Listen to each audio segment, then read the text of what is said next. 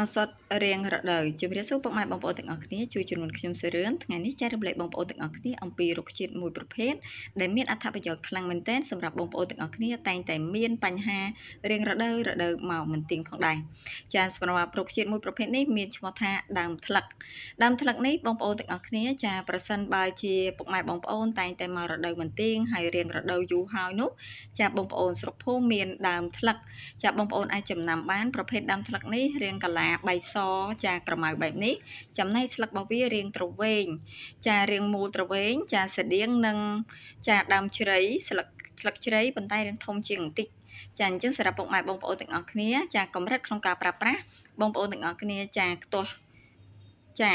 ដើមថ្លឹកនេះចាចំណូល15ក្រាមសម្រាប់សើមហើយប្រើប្រាស់សម្រាប់10ក្រាមសម្រាប់ស្ងួតសម្រាប់ពុកម៉ែបងប្អូនទាំងអស់គ្នាដាំទឹកចំណុះ2លីត្រសម្រាប់ពិសាបងប្អូនពិសា